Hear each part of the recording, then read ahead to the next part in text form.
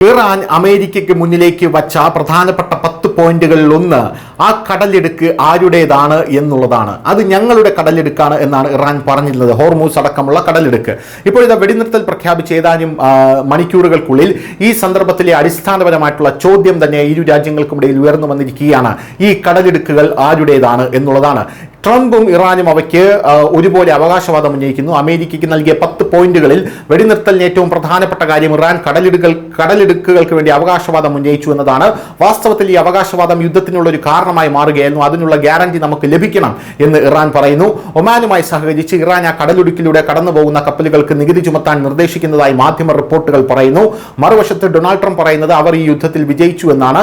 അതിനാൽ അമേരിക്കയ്ക്ക് ആ കടലിടുക്കിൽ പൂർണ്ണമായിട്ടുള്ള അവകാശമുണ്ട്, അതിൽ യാതൊരുവിധ സംശയത്തിനും ഇടമില്ല. ആ കടലിടുക്കിൽ പ്രവേശിക്കുകയോ പുറത്തു പോകുകയോ ചെയ്യുന്ന കപ്പലുകൾക്ക് ചുമത്തുന്ന നികുതിയുടെ ഒരു ഭാഗം ഇറാന്റെ പുനരുജ്ജീവനത്തിനായി അമേരിക്ക ഉപയോഗിക്കുമെന്നാണ് ഡൊണാൾഡ് ട്രംപ് പറയുന്നത്.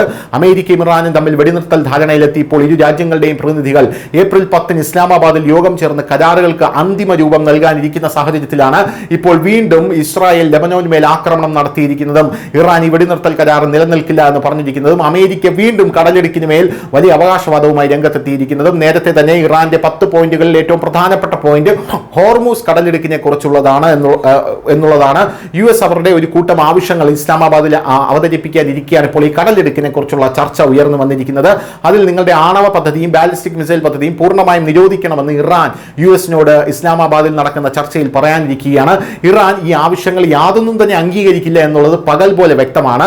ഇപ്പോൾ നിരീക്ഷകർ ചോദിക്കുന്ന ഒരു ചോദ്യം ഇതാണ്: വർഷങ്ങളായി ഈ കടലിടുക്ക് തുറന്നിട്ടിരിക്കുകയാണ്, ആരും ഇത് അവകാശപ്പെടുന്നുമില്ല, എന്തുകൊണ്ടാണ് ഇത് അടച്ചത്, ആർക്കാണ് ഈ കടലിടുക്കിൽ അവകാശം, എന്താണ് ഈ തർക്കത്തിന്റെ മൂലകാരണം എന്നുള്ളതാണ്. ഹോർമൂസ് കടലിടുക്ക് ഇറാനുമായി ചേർന്ന് നിൽക്കുന്ന ഒരു കടലിടുക്കാണെങ്കിലും അവിടെ ആർക്കും അവകാശവാദമില്ലാത്തൊരു കടലിടുക്കായിരുന്നു. ഇപ്പോഴിതാ വലിയ പ്രതിസന്ധിയാണ് ഹോർമൂസ് മൂലം ഉണ്ടായിരിക്കുന്നത്. News desk Malayalam.